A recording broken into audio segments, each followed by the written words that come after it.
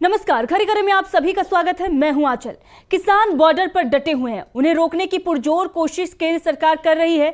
अब ऐसे में किस तरीके से मनोहर लाल खट्टर ने पूरी गेंद जो है वो केंद्र सरकार के पाले में डाल दी है, क्या कुछ उन्होंने कहा है वो भी आपको सुनाएंगे। और किस तरीके से किसान जो है वो बॉर्डर पर किस तरीके का हल्ला बोल रहे हैं, क्या कुछ अपडेट वहां से आ रही है वो भी हम आपको दिखाएंगे। और इसी बीच इसको लेकर पंजाब हरियाणा कोर्ट में सुनवाई चल रही है। कोर्ट में क्या कुछ सुनवाई चल रही है उस पर भी हमारी नजरें बनी हुई हैं, वहां से क्या कुछ अपडेट आ रही है वो भी आप तक पहुंचाएंगे। और इससे पहले कोर्ट ने साफ तौर पर यह कहा था कि किसानों का रास्ता आप नहीं रोक सकते हैं। ऐसे में क्या कुछ फैसला आता है, यह बहुत ही महत्वपूर्ण फैसला होने वाला है। इसीलिए सुनवाई जो हो रही है, टिप्पणियां क्या हो रही हैं, दलीलें क्या कुछ दी जा रही हैं, इस पर सबकी निगाहें टिकी हुई हैं। वहीं दूसरी तरफ कांग्रेस ने भी भारत बंद का जो ऐलान किसानों की तरफ से किया गया है उस पर उन्होंने समर्थन दे दिया है। ग्रामीण भारत बंद का ऐलान किसानों की तरफ से किया गया है। 16 फरवरी को ये भारत बंद का जो एक तरीके से ऐलान है वो किया गया है कि 16 फरवरी को ग्रामीण भारत बंद रहेगा। लेकिन इसी बीच किसान जो है अपनी मांगों को लेकर बॉर्डर पर पहुंचे हुए हैं। वहां पर क्या हालात बने हुए हैं, बॉर्डर पर किस तरीके की तस्वीरें हैं, वो लगातार आप तक पहुंचाएंगे और बताएंगे कि क्या कुछ चल रहा है किसान और सरकार के बीच में। लेकिन सबसे बड़ी खबर जो है वो पंजाब हरियाणा कोर्ट में जो चल रही है सुनवाई उसको लेकर है। और मनोहर लाल खट्टर का बयान जो साफ तौर पर यह दिखाता है कि किसान जो है वो अपनी मांगों को लेकर चल रहे हैं और राज्य सरकार से किसी भी तरीके से उन्हें कुछ भी जो है वो परेशानी नहीं है, केंद्र से उनकी मांग है, ये मनोहर लाल खट्टर का कहना है। मतलब साफ हो गया है कि मनोहर लाल खट्टर ने अब पूरी तरीके से हार मान ली है और मोदी के पाले में उन्होंने गेंद डाल दी है। तो क्या कुछ अपडेट है और लगातार जो खबरें आ रही है वो आप तक पहुंचाएंगे और इस पर विस्तार से चर्चा करेंगे। इस मुद्दे पर विस्तार से चर्चा करने के लिए हमारे सहयोगी, हमारे ऑनलाइन एडिटर अमलिंदु उपाध्याय जी हमारे साथ जुड़ चुके हैं। अमलिंदु जी, आपका बहुत बहुत स्वागत है। अमलिंदु जी, अब देखिए बड़ा बयान जो है वो मनोहर लाल खट्टर का सामने आया है। क्या कुछ वो कह रहे हैं वो आपको सुनाते हैं और दिखाते हैं कि किस तरीके से उन्होंने जो गेंद है वो केंद्र सरकार के पाले में डाल दी है और छुटकारा पाने की वो कोशिश कर रहे हैं। लेकिन स्थिति जो बनी हुई है वहां कहीं ना कहीं बीजेपी की जहां भी सरकारें हैं उनके लिए स्थिति एक तरीके से खराब ही नजर आ रही है। किसान जो है उनके अंदर आक्रोश है और अगर बीजेपी की केंद्र की जो सरकार है उनसे वादे करती है और अगर पूरा नहीं करती है तो राज्य सरकारों पर भी इसका असर होगा और आने वाले विधानसभा चुनाव में जो हरियाणा में विधानसभा चुनाव होने वाले हैं उसमें भी इसका प्रभाव पड़ेगा। देखिए, निश्चित तौर पे और खट्टर जो है इसको जो केंद्र सरकार की तरफ डाल रहे हैं वो इसलिए डाल रहे हैं क्योंकि जो भी कार्रवाई भी किसानों के खिलाफ की गई है वो हरियाणा की सरकार की तरफ से की गई है और हरियाणा की सरकार में भारतीय जनता पार्टी के साथ में जो जेजेपी शामिल है, दुष्यंत चौटाला की पार्टी, वो अपने को किसानों की पार्टी कहती है। तो उसके ऊपर भी दबाव पड़ रहा है किसानों की तरफ से कि आप जो है इस सरकार में शामिल हैं और ये सरकार जो है वो किसानों के ऊपर इस तरीके से अत्याचार कर रही है। इसलिए जो है दुष्यंत खट्टर ने जो है वो गठबंधन पर कोई वहाँ आँच ना है, इसके लिए जो वो बॉल जो है वो केंद्र सरकार के पाले में डालने की एक तरीके से कोशिश की है। सवाल यही है कि जो हाईकोर्ट में सुनवाई चल रही है पंजाब हरियाणा हाईकोर्ट में और उसमें सरकार जो दलील दे रही है, सरकार को कड़ी फटकार जो है वो पंजाब हरियाणा हाईकोर्ट ने लगाई थी कि आप किसी का रास्ता कैसे रोक सकते हैं। भाई, किसान अगर यहाँ से जा रहे हैं तो रोकना है तो दिल्ली रोकेगा, उसको जाकर के दिल्ली के बॉर्डर पर रोका जाएगा। आप रास्ते में किस तरीके से जो है रोक सकते हैं, किस आधार पे आप रोक रहे हैं, ये जो है मानवाधिकारों का हनन है एक तरीके से। ये हाई कोर्ट ने उस पर फटकार लगाई थी। आज उस पर सुनवाई चल रही है, अब देखते हैं उस पर क्या फैसला आता है। लेकिन खट्टर सरकार जो है वो मुझे लगता है ये काफ़ी ज़्यादा दबाव में आ गई है। जिस तरीके से अत्याचार की खबरें आई हैं किसानों पर, जिस तरीके से पैलेट गन्स चलाए गए और उधर पंजाब की जो सरकार है उसने जो है हरियाणा सरकार के ऊपर सवाल उठाए और चिट्ठी वहाँ के एक अधिकारी ने वहाँ लिखी कि आप किस तरीके से जो हमारी सीमा में घुस करके आप जो है वो ड्रोन चला रहे हैं। इधर हरियाणा बॉर्डर पे जिस तरीके से जैमर लगाए गए उससे इंटरनेट जो है वो पंजाब में भी बंद हो गया जी। तो इस पे भी जो है आपत्ति है कि भाई आपने आप इंटरनेट बंद कीजिए, आप कुछ भी कर रहे हैं, आप दूसरे राज्य का इंटरनेट किस तरीके से बंद कर सकते हैं। तो ये जिस तरीके से सवाल उठे हैं तो इससे लेकर के खट्टर जो है वो बैक फुट पे एक तरीके से आते हुए दिखाई दे रहे हैं। दूसरा, किसानों का हल्ला बोल बढ़ता जा रहा है। जिस तरीके से किसानों की मांगे हैं उन मांगों को लेकर के सरकार को शायद झुकना पड़ जाए किसानों के आगे और ये आंदोलन जो पूरा राष्ट्रव्यापी अब होता जा रहा है, इससे जो अब चिंताएं बढ़ी हैं। तो एक कहा जाए कि वो डैमेज कंट्रोल के तहत जो है वो खट्टर अब सामने आया ताकि ये किसी तरीके से इसका डैमेज कंट्रोल किया जा सके। जी अमलेंदु जी, और इस वक्त जो है बड़ी खबर आ रही है, मनोहर खट्टर ने जो प्रेस कॉन्फ्रेंस की है, क्या कुछ उन्होंने बयान दिया है वो सुनाते हैं और दर्शकों को बताते हैं कि किस तरीके से बीजेपी जो बचाव की स्थिति में नजर आ रही है और अपना बचाव करते हुए वो नजर आ रही है। क्या कुछ कहा है मुख्यमंत्री मनोहर लाल खट्टर ने, सुनाते हैं आपको, सुनिए। मैं अभी जितना जितना हाँ जितना मेरे पास जानकारी है उतना ही दूंगा मैं, क्योंकि उस विषय की जानकारी अभी जैसे आएगी, क्योंकि 3 दिन से ये सारा विषय चल रहा है और इन 3 दिनों के विषयों में आपको पता है कि ठीक है कि उनका कॉल जो है वो तो 13 फरवरी को हम दिल्ली जाएंगे, वो सब था। और देखिए मैं इसमें थोड़ा सा भूमिका ये रखूंगा कि पहली बात तो कि विषय जो डिमांड है वो हरियाणा सरकार से नहीं है, वो सारी डिमांड चूंकि केंद्र सरकार से जुड़ी हुई है और उस केंद्र सरकार से जुड़ने के बाद उन्होंने आह्वान भी ये किया कि हम दिल्ली जाएंगे। मुझे लगता है कि दिल्ली जाना हर एक का लोकतांत्रिक अधिकार है, ऐसा नहीं कि नहीं जाना, लेकिन कैसे जाना और क्या मोटिव है जाने का ये जरूर ध्यान करना होता है। और इस विषय का अनुभव हम पिछले साल देख चुके हैं किस प्रकार से, और एक ऐसा सीन क्रिएट हुआ कि जिसमें साल भर वो लोग धरने लगा करके, और जैसे बहादुरगढ़ का टिकरी बॉर्डर है अथवा कुंडली का ये हमारा सिंगू बॉर्डर है, और उसमें कितने उस समय परेशानी लोगों को हुई है। आज भी वो लोग लगातार इस समय उनकी वीडियोज आ रही हैं कि इस प्रकार इसको रोकिए, किस प्रकार से हमारा बिजनेस समाप्त हो गया, हमारा ये खत्म हो जाएगा, हमारा वो खत्म हो जाएगा, हमको बचाइए। यानी एक तरफ तो वो आक्रमण टाइप जैसा होता है, जैसे कोई एक सेना आक्रमण करने के लिए चलती है, इस प्रकार का माहौल बनाना, और उसमें भी यानी ट्रैक्टर, ट्रॉली, जेसीबी, हर्ड्रो और क्या क्या लेके चलना, और एक साल का राशन लेके चलो। यानी ये जो आह्वान किया जाता है, तो इसके अंदर हमें नागरिकों की सुरक्षा, उनकी भी सुरक्षा चाहिए, नागरिकों को भी चाहिए। आखिर किसान भी वो अपने ही, अपने देश के बाहर के नहीं है, इसलिए उनका जो तरीका है उस तरीके पर ही आपत्ति है। दिल्ली जाने में आपत्ति नहीं है। आखिर ट्रांसपोर्ट, पब्लिक ट्रांसपोर्ट है, ट्रेन हैं या बसेज हैं या अपने वाहन है लोगों के, उसमें जाए, लेकिन ट्रैक्टर जो है it is not mode of transport. ये ट्रैक्टर जो होता है और जो इस प्रकार से उसकी तैयारी करके जाना, ये एक हमारा एग्रीकल्चर इम्प्लीमेंट है, तो किसानी के लिए है, तो किसानी के लिए वो जाते हैं तो किसानी का काम करें। ऐसा चैलेंज जो होता है ये एक प्रकार का अब इसको शब्द देना ठीक मैं नहीं समझता, क्योंकि उनके मानस में ये बात आई है। मैं तो इतना ही कह सकता हूं कि लोकतांत्रिक तरीके से बातें होती हैं, सारी बैठ के बातचीत करनी चाहिए। बातचीत में बहुत विषय सुलझ जाते हैं, और ये भी है कि कभी कभी बातें सुलझती भी नहीं है, क्योंकि दोनों का स्टैंड अलग अलग है, और उस अलग अलग स्टैंड में अल्टीमेटली ऐसे लोकतंत्र में इस प्रकार के विषयों को रखने के प्लेटफॉर्म होते हैं। आपसी बातचीत एक प्लेटफॉर्म है, नहीं तो ये विषय पार्लियामेंट में, ये विषय विधानसभा में, उसमें उठने चाहिए। बहुत लोग जाते हैं, जनप्रतिनिधित्व तो आखिर सबके बीच में से जाते हैं, और मैं तो इस बात के लिए हमारे काम की कार्यपद्धति कैसे ही हो, लेकिन सोच के नाते गुरनाम सिंह चरूड़ी की प्रशंसा करता हूं। गुरनाम सिंह चरूड़ी ने कहा कि हाँ, हम चुनाव लड़के जाए। अमलेंदु जी, मनोहर लाल खट्टर का भी यही मानना है कि दिल्ली जाना हर किसी का लोकतांत्रिक अधिकार है, लेकिन अब दिल्ली जाने के रास्ते में जो रुकावट पैदा की जा रही है और जिस तरीके से किसानों को रोका जा रहा है, ड्रोन से उन पर आंसू गैस के गोले छोड़े जा रहे हैं, लाठीचार्ज किया जा रहा है, बीच में गड्ढे बनाए जा रहे हैं, ये सारी चीजें हैं वो कहीं ना कहीं दिखाती हैं कि सरकार लोकतंत्र का गला घोट रही है।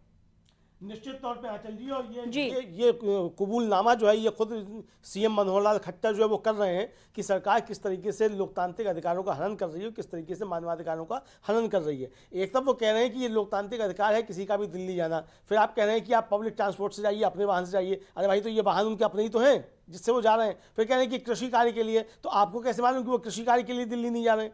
क्या ट्रैक्टर के पंजाब से हरियाणा से दिल्ली जाने में, कृषि कार्य के लिए ले जाने में कोई क्या पाबंदी लगी हुई है?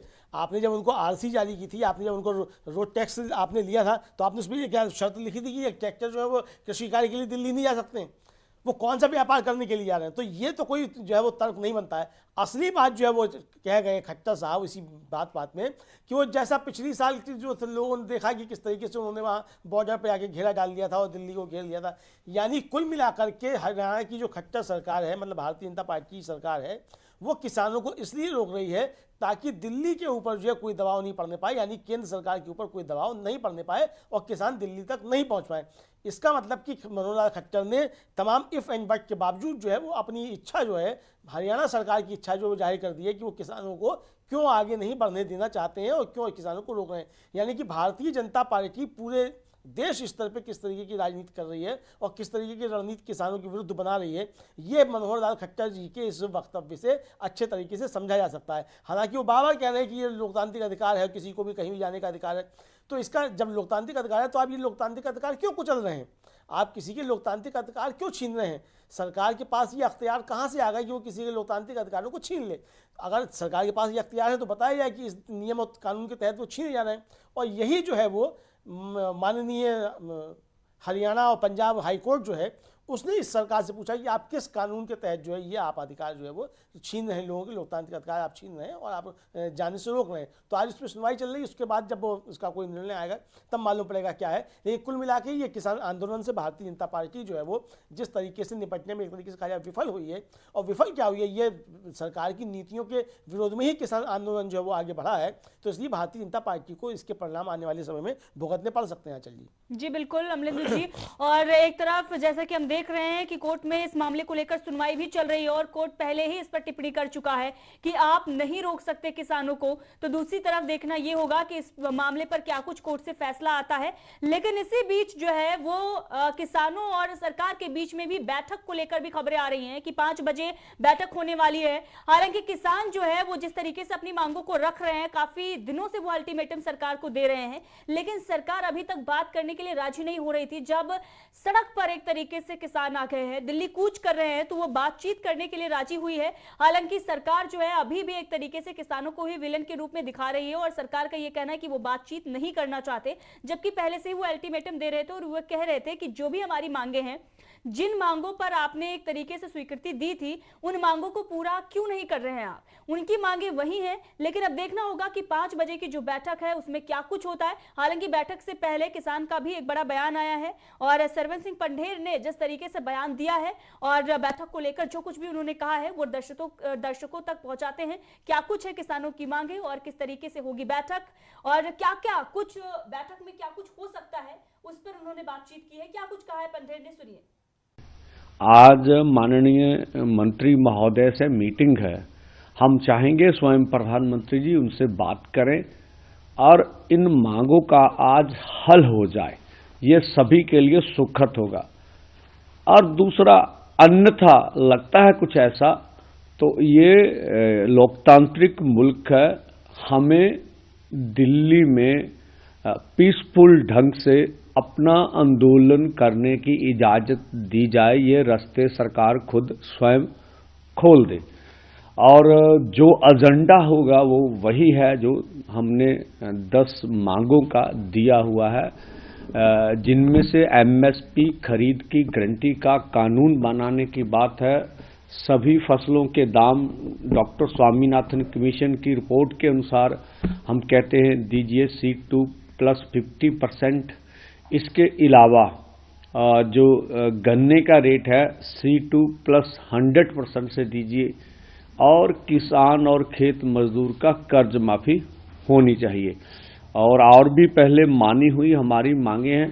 एक मैं बोलना चाहूँगा, जो अभी बिजली एक्ट 2023 सरकार ने बना लिया है, जो बोलते थे हम स्टेक होल्डर से बात करके आएंगे, हाँ, उनमें किया क्या है कि जो भी स्टेट सरकार किसान को और किसी को भी सब्सिडी देना चाहती है उसका प्रावधान कर दिया कि आप सब्सिडी दे सकते हैं। पर हमारी मांग यह रही है कि ये निजीकरण की नीति है, इसे लाना नहीं चाहिए। जब पहले के कानून 1948 का बिजली एक्ट था, जब उसे तोड़कर 2003 एक्ट आया तो प्राइवेट कारपोरेट को बिजली पैदा करने के अधिकार दिए गए।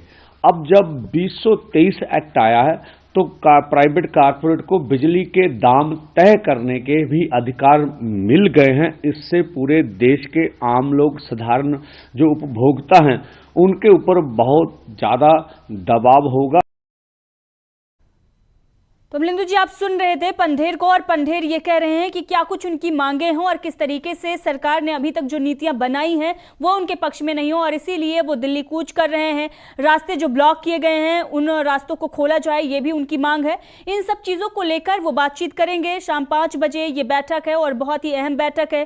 क्या कुछ होता है उस पर हमारी निगाहें बनी हुई हैं। लेकिन इसी बीच अमलेंदु जी, एक बड़ी खबर आ रही है। हरियाणा पंजाब कोर्ट में जो सुनवाई चल रही थी, किसानों का रास्ता जो ब्लॉक किया गया है उसको लेकर सुनवाई चल रही थी, और इससे पहले कोर्ट ने यह टिप्पणी की थी और कहा था कि आप किसानों का रास्ता नहीं ब्लॉक कर सकते। अब इस पर जो है एक तरीके से फिर से कोर्ट ने सरकार को एफिडेविट फाइल करने का आदेश दिया है। तो आप देखिए किस तरीके से ये सरकार जो है वो घिरती हुई नजर आ रही है, क्योंकि ये बात तो सरकार भी मान रही है, हरियाणा सरकार भी इस बात को मान रही है कि दिल्ली जाने से किसी को भी नहीं रोका जा सकता। ये लोकतांत्रिक अधिकार है और किसानों को अगर रोका गया है तो एक तरीके से गलत तरीके से ही रोका गया है। जो कुछ भी उन पर बल प्रयोग किया जा रहा है उसको लेकर भी याचिकाकर्ता ने कोर्ट में कहा है, और यह कहा है कि शांतिपूर्ण तरीके से किसान जो है वो दिल्ली की तरफ कूच कर रहे हैं, लेकिन उनके ऊपर बल प्रयोग किया जा रहा है, उनके ऊपर एक तरीके से जो कुछ भी कार्रवाई की जा रही है, क्रूरता दिखाई जा रही है, ये सरासर गलत है। ये सारी बातें जो हैं वो कोर्ट में कही गई हैं। अब लगातार जो है वो खबरें आ रही हैं और बताया जा रहा है कि सरकार को इस पूरे मामले को लेकर एक तरीके से जो उसने रुख अपनाया है उसमें नरमी दिखानी पड़ेगी, क्योंकि जनता जो है वो भी किसानों के समर्थन में है और कोर्ट भी जो फैसले सुना रहा है और जिस तरीके से टिप्पणी दे रहा है, हालांकि जो दलीलें वहां पर दी जा रही है उसे ये साफ समझ में आ रहा है कि मामला जो है वो किसानों के ही पक्ष में आ सकता है। तो निगाहें बनी हुई है पंजाब हरियाणा कोर्ट से क्या कुछ निकलकर सामने आता है।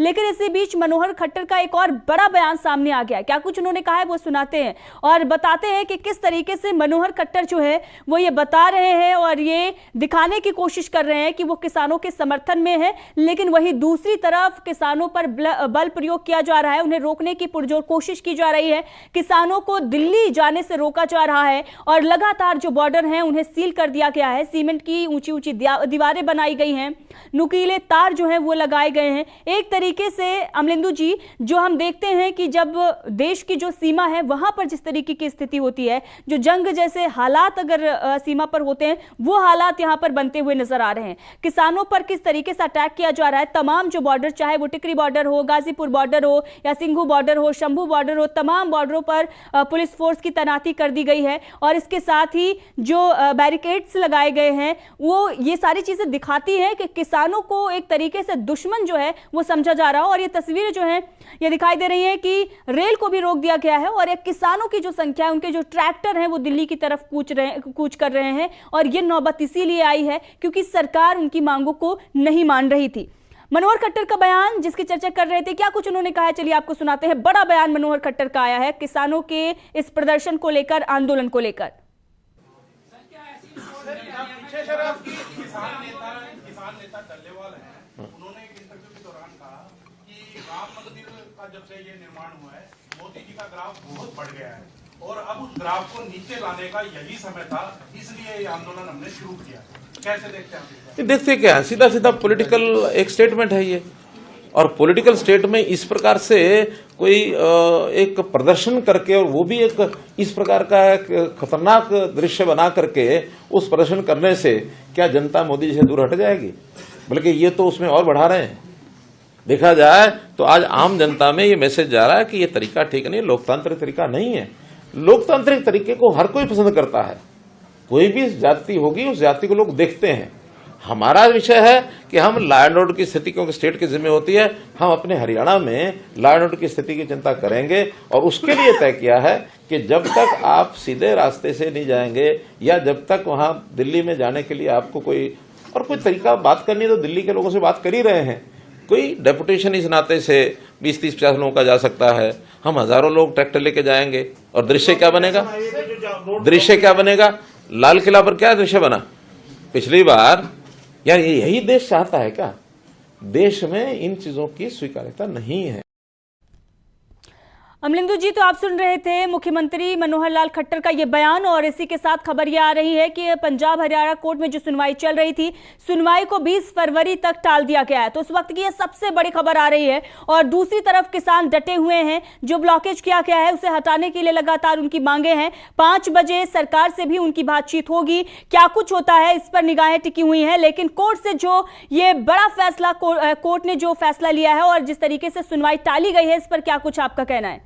देखिए, आप सुनवाई टालने का मतलब ये है कि अब सुनवाई अगर टल गई है तो फिर अब कोर्ट ने अभी कोई इस पे आदेश नहीं दिया। इसका मतलब कि हरियाणा सरकार के जुल्म किसानों के ऊपर अभी जारी रहेंगे जब तक कि हरियाणा हाई कोर्ट की तरफ से जो है कोई इस पे आदेश नहीं आ जाता है। तो ये तो एक मसला ये हुआ। लेकिन जो खट्टर साहब जो बात कह रहे हैं आंचल जी, वो सुनिए आप वो क्या कह रहे हैं। खट्टर साहब बता रहे हैं कि किसानों का ये तरीका ठीक नहीं है, वो इस तरीके से जा रहे हैं, अकेले आते।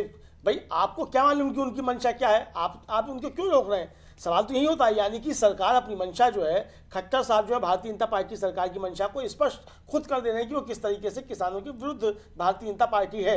ये संदेश जो है खट्टर साहब के इस बयान से साफ साफ तौर से आभास इसका मिलता है। तो खट्टर साहब जो कह रहे हैं वो भारतीय जनता पार्टी का जो असली चाल चरित्र चेहरा है, असल में उसको ही सामने लेकर के खट्टर साहब जो वो आ रहे हैं कि भारतीय जनता पार्टी का असली चाल चरित्र चेहरा क्या है और किसानों के विरुद्ध भारतीय जनता पार्टी किस तरीके से। इससे पहले आपने जो सरवण सिंह पंधेर का वक्तव्य सुनवाया, देखिए सरवण सिंह पंधेर ने जो बातें कही है वही असली मूल बात है। असल में बात यह है कि ये सरकार अपने खास मित्रों के लाभ के लिए काम कर रही है, उनके लिए कानून बनाना चाहती है। जिस तरीके से बिजली एक्ट को लेकर के किसान आंदोलित हैं, और सिर्फ किसान आंदोलित नहीं है, इस आंदोलन को जो बिजली कर्मचारी हैं उनका भी समर्थन है, क्योंकि इसके बाद बिजली का निजीकरण हो जाएगा और ये सारी बिजली जो पूंजीपतियों के पास पहुंच जाएगी। खासतौर से प्रधानमंत्री के मित्र कहे जाते हैं, उनके पास जो है बिजली का उत्पादन सारा पहुंच जाएगा। इसको लेकर के सबसे ज़्यादा जो है वो चिंताएं जो है वो किसानों की तरफ से सब जाहिर की जा रही हैं। और सिर्फ ये किसानों का मसला नहीं है, ये आम नागरिकों से भी जुड़ा हुआ मसला है कि आपकी बिजली जो है वो भी जो है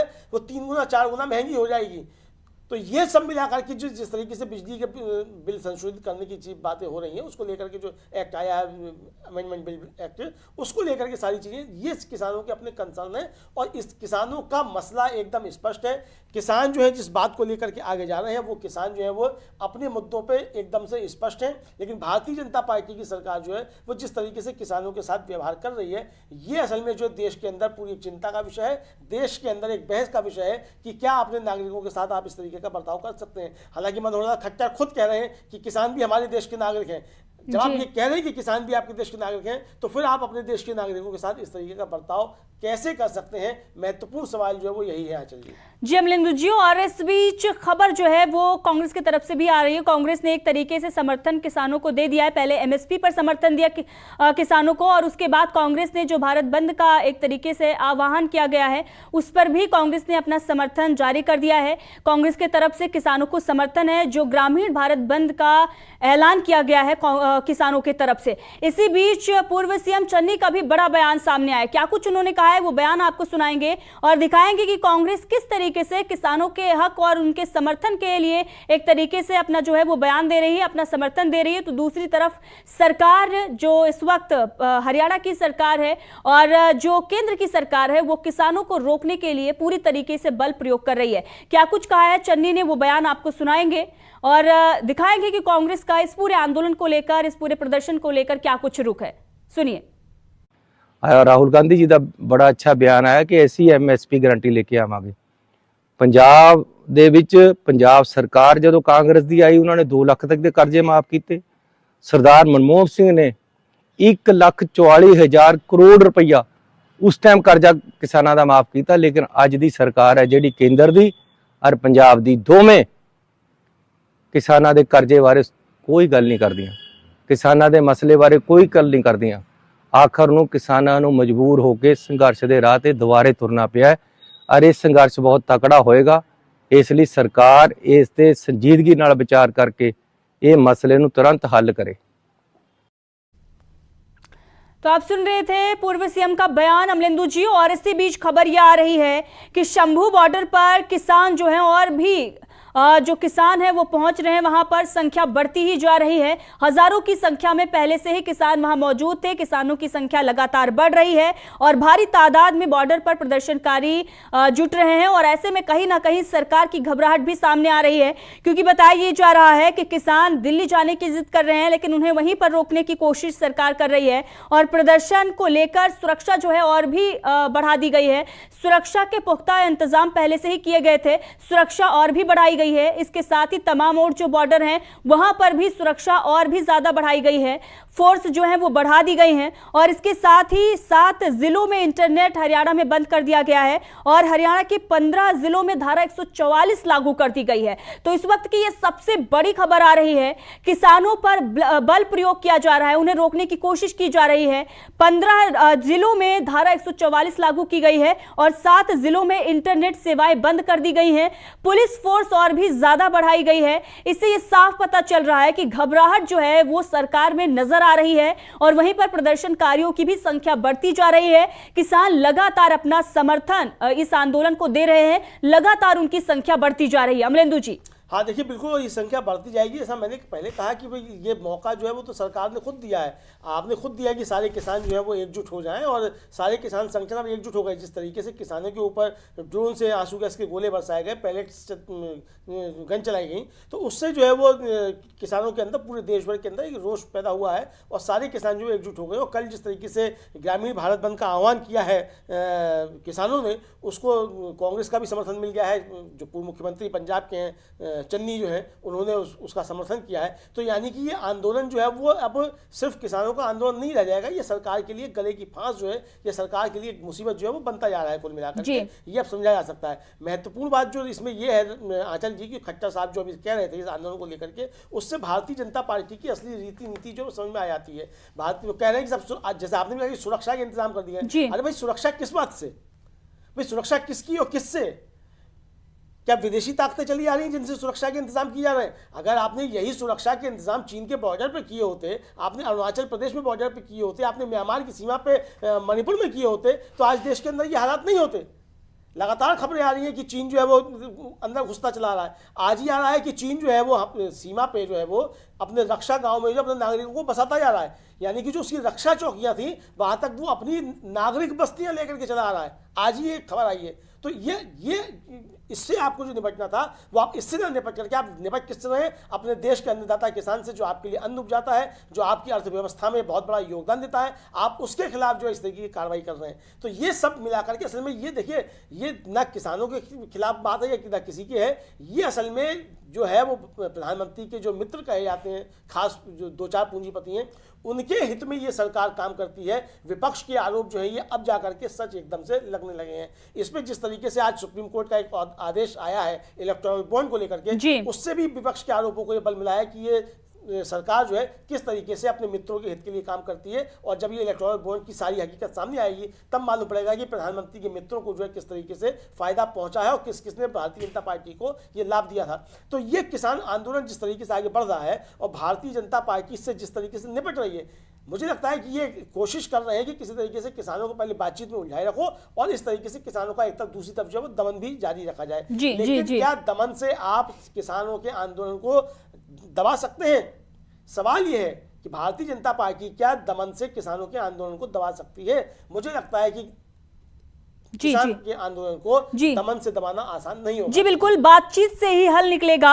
और सरकार अगर पहले ही बातचीत कर लेती और जो कुछ भी उनकी मांगे हैं उन्हें सरकार मान लेती, हालांकि सरकार के तरफ से लिखित में ये पूरी जो बातें हैं वो कही गई थी और साथ ही एमएसपी को लेकर कमेटी बनाने के लिए भी उन्होंने ये बातें कही थी। प्रधानमंत्री नरेंद्र मोदी ने सभी मांगों को मानते हुए एक तरीके से उन्होंने कहा था कि उनकी तपस्या में कमी रह गई, लेकिन उसके बाद ही जैसे विधानसभा के चुनाव खत्म हुए उसके बाद से ही सरकार पूरी तरीके से इस मुद्दे को लेकर नजरअंदाज नजर आने लगी। लेकिन अब अगर देखा जाए तो बातचीत से ही हल निकलेगा और इस पर जो है चर्चा भी होने जा रही है। और शाम 5 बजे जो है बड़ी बैठक होगी चंडीगढ़ में अमलेंदु जी, और केंद्र सरकार के बीच में, केंद्र सरकार और किसानों के बीच में ये जो है बातचीत होगी। क्या कुछ होगा और किस तरीके से हल निकलता है या नहीं निकलता है, क्योंकि ये तीसरे दौर की बैठक है। ये जो आंदोलन शुरू हुआ है उसके बाद से ही अभी तक कोई हल इस पर नहीं निकल पाया है। 2 दौर की बैठक हो चुकी है, तीसरे दौर की बैठक है, लेकिन इस पर सबकी निगाहें हैं क्योंकि ये पूरा एक बड़ा आंदोलन खड़ा हो गया है।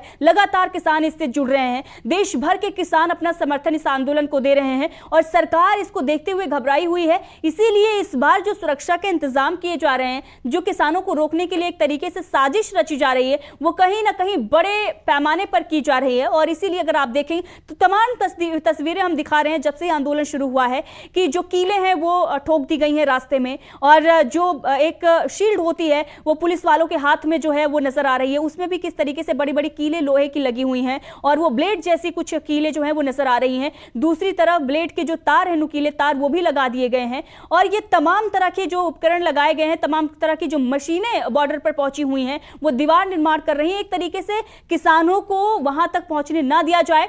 लेकिन इसका नजारा हमने शंभू बॉर्डर पर ही देखा, जहां पर किसानों ने बड़ी बड़ी जो सीमेंट की वहां पर एक तरीके से बैरिकेडिंग की गई थी, उसको उन्होंने हटा दी और इसके साथ ही जो पिलर्स थे वो भी वो हाथ में लिए हुए नजर आए। तो इससे ये साफ पता चला कि किसान जो है वो रुकने वाले नहीं है। हालांकि ये जो बैठक है उसको देखते हुए अभी जो नजारा है वो कहीं ना कहीं थोड़ा शांत जरूर नजर आ रहा है, लेकिन अभी भी बल प्रयोग किया जा रहा है। खबरें ये आ रही हैं कि जो लाठीचार्ज उन पर हुआ है उसको लेकर रेल रोको जो है वो एक तरीके से आंदोलन शुरू हो गया है और 12 बजे से 4 बजे तक ये आंदोलन है। ये तस्वीरें जो हैं वो हम आपको दिखाएंगे किस तरीके से जो किसान हैं वो रेल को रोककर बैठे हुए हैं और इसके साथ ही ये आप तस्वीरें देख रहे हैं, ये रेल की पटरियों पर किसान बैठे हुए नजर आ रहे हैं। रेल रोको आंदोलन जो है वो 12 से 4 बजे तक है और जो लाठीचार्ज हुआ है उसी के वजह से ये जो है रेल रोको आंदोलन शुरू हुआ है। तो दूसरी तरफ आंदोलन जो है वो बढ़ता जा रहा है, किसान शंभू बॉर्डर पर हैं और वहां से आगे बढ़ने की कोशिश में हैं,